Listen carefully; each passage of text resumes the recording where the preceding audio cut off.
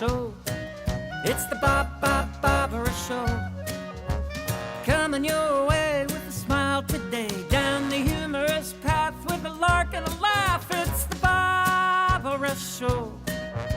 The Baaaaahbra, the Baaaaahbra, the Baaaaahbra Show. Welcome to Humorous Adventures with Baaaaahbra.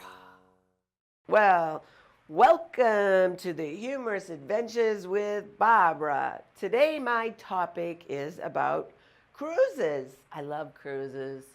I love cruises because the minute you step on that ship, there's no responsibility. You don't have to think about where you're going to get food. You don't have to drive a car. And you can just go on the top of the deck, the Lido deck, sit by the pool, get some sun. Just love it. Now, one year, my company told me that I had extra vacation days and I couldn't carry them over to the following year. So either I used these vacation days right away or I'd lose them. So none of my friends, because they had jobs, could change their plans last minute. But guess who could? My mother. And I thought, wow, this is going to be a great mother and daughter bonding experience. We're going to go on a cruise together to Puerto Vallarta, Cabo San Lucas, and Mazatlan. So, and as a matter of fact, that's where this shirt originated. What do you think? Love this shirt. I love it so much that I got one for me, I got one for my mother, and I got one for my sister-in-law. I don't have a picture of that one anymore, but I kind of did the same thing with some other shirts. Then I'll show you it at another show. So once we got on the ship, the first thing that the ship people want you to do is make sure you know where the fire drill and the boats are in case you have to get emergency off and get your life preservers. So they do a drill right away, and me and my mother go up to the top deck. And for whatever reason, I had a little difficult time getting my life preserver on. I guess initially I put it on inside out and backwards. And there happened to be these firemen that were also vacationing on the ship, and they came over and fixed me up. So as it turned out, my mother met a guy her age, because my father had since passed away, and so she met a guy her age to bop around with. And I ended up with a team of firemen. So my mother and I would share a room, and we'd have meals together and went on some excursions together. For the most part, though, morning would come, my mother would go to breakfast with her friend, and I'd go with the team of the firemen. But my mother and I did do we did bonding, maximum bonding time.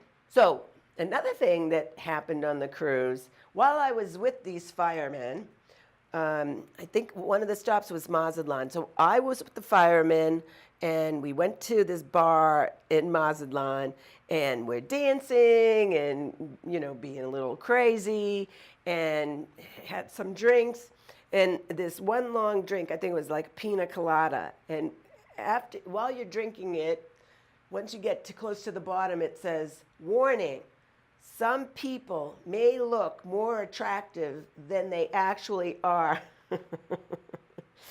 Anyway, at a certain point, the firemen, I was dancing, but I wasn't dancing because they were, carrying me around. When my mother's friends, a whole group of people that my mother was hanging around with, came in, and we all were, just yucking it up. Another stop, I think, was Aruba, on another cruise, and I was with 5 friends, and we met a bunch of guys who wanted to rent Jeeps, and I went on a Jeep with this guy I didn't even know, and he is cruising all over the sand dunes. I mean, I had my heart in my mouth because I'm thinking to myself, I don't even know this guy. He's driving like a maniac, but in the end, I did survive, and it was a lot of fun.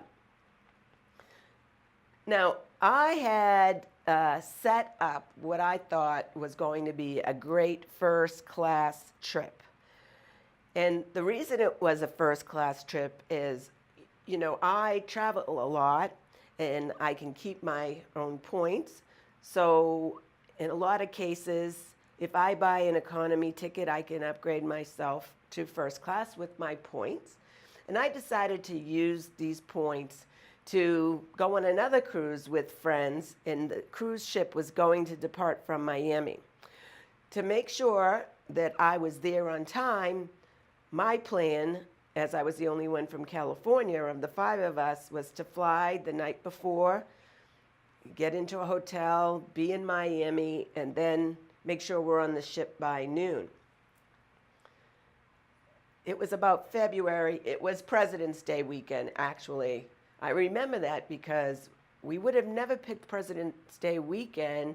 We could have picked any weekend, but it was just booked that time. And crowds and crowds of people travel on that weekend because the kids are off. But to complicate matters, I was flying from San Francisco, and the weather was horrible. It was raining, it was foggy. There were cancellations. So here I am. I always go to the airport early. I had checked my bag, and now we're hearing cancellation after cancellation, and my first class trip is now going into the toilet because some planes are overbooked because of the cancellations, and I'm sitting there and I have no idea, but I need to get to Miami. I just need to get to Miami before noon the next day. That's all I need to do. Finally, after waiting in line, they give me a connection to go from San Francisco to LA, and then I have a layover for about 8 hours to get a red eye and be in the middle seat. So my first class trip, okay, yeah, this is happening. But again, I'm determined I have to get to Miami before noon the next day. I finally land at about 5 in the morning, the day the ship's supposed to depart on a Sunday, and my bag had taken a totally different trip. But they said, don't worry. Your bag's going to be held, don't worry. Once you land, talk to the bag guy. He'll point you to where the bag is. So 5 in the morning, we land. And the minute we get off the plane, like I said, it was winter time in San Francisco. And now in Miami, it's like 100 degrees and 100% humidity. And I'm looking for where the bellman is with my bag, and nowhere. So I'm walking, and there's nobody around. It's 5 in the morning. But I'll try. I was walking, and oh yeah, there's a luggage container thing way down there. I just had to find the bag. If I couldn't find the bag, what good is it? I wouldn't have anything to wear. And I'm walking and walking, and finally I find where all the luggage is being contained. There's no one there. I open up the door, and there are bags just all over the place. And I thought to myself, oh my goodness, how am I ever going to find my bag in this? But you know what? I did. I found it. So I get the bag out, and I thought, oh, I'll just go out of the airport right here, get a taxi. Oh no, you couldn't get out that way. So I'm trudging and trudging, and I'm hot, and I finally have an exit where I get a taxi to take me to the hotel. I get to the hotel, and I say my name because I have a reservation there, and they said, no, we don't have your name. Now, I know my friend had booked us in a group. I didn't know the group, but she did. So I'm trying to give them any paperwork, and he's saying, no, I don't know who you are. I don't have your friend in here either. So my cell phone I had drained because I had nothing better to do in LA but call all the people I knew, and I drained my battery. So I had to find my cell phone and then plug it in while I'm in the lobby to get enough juice to call my friend because she's in the room. I know she had to have checked in. I wake her up and I ask her, what room are you in? And she tells me, and I tell him just to give me the key to that room. So I get my bag and I hit the elevator and I go up and I open the door, and it's really dark because, it's about 6 in the morning and then the shades were pulled. And I'm walking into the room. And as I walk in, you know that sound, the click when the door shuts behind you? And I see 2 beds, which is good because there should be a bed for me and a bed for her. But then I see that there are people in both beds. And I'm like, this is not good. So as I'm trying to run the hell out, one of the women in one of the beds sits up and goes, "Who are you? Get out of here." And I get out of there as soon as I can, and I go back down the lobby, and I say to the front desk guy, "You gave me a key to the wrong room. What are you, crazy?" So I call my friend again, and I said, "Tell him again what room you're in, because I just went up to the wrong room." She tells him, I'm not really thrilled to get up there, but gives me another key, and I go up there, and it's her. So I have enough time maybe to take a nap for a couple of hours, and now it's time to get ready to go to the cruise ship. We go downstairs in the lobby, and there are a whole bunch of people down there wanting to go to the ship at the same time, and that woman who was down in the lobby said, "It's her! She's the one! She's the one who came in our room." And I'm like, turned out the group that my friend knew that we got a good rate for this cruise, they were all policemen. And she actually had a gun under her pillow. I could have been shot. But I lived to tell the tale. And what can I say? It wasn't what I thought was a first-class trip, but boy, did I have a great time. Well, growing up in Boston, you never knew when the sun was going to be out. So if it was a sunny day, we'd make time to just lay out on the beach. Because in Boston, it could rain in the summer. You just didn't know what the weather pattern was going to be. I happened to be a lot fairer skinned than my 4 friends, so I had to be careful. I had to make sure I had sunscreen on. I learned after a few times being fried that I can't just put baby oil on myself and expect my skin to be okay. And during college breaks from Boston to Florida, we would lay in the sun. We really didn't know much about, skin cancer or anything, but I made sure I had a lot of sunscreen. I still got red.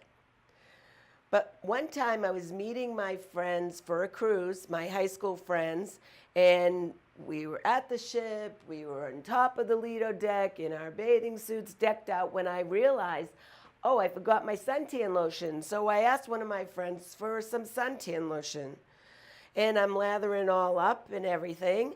But later that night, my ankle was bothering me, and I started looking at it. And as the night wore on, this blister kept growing and growing until it was the size of a golf ball. How embarrassing. Here I am supposed to be meeting guys, and I'm like, have a golf ball blister.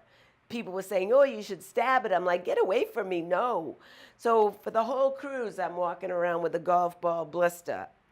I said to my friend, "Didn't you give me sunscreen?" She goes, "Oh, well, I just use baby oil." I'm like, baby oil? I was ready to kill her.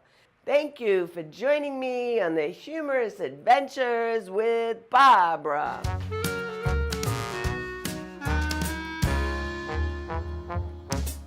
It's the Baaaaahbra Show. It's the Baaaaahbra Show. Coming your way with a smile today. Down the humorous path with a lark and a laugh. It's the Baaaaahbra Show. The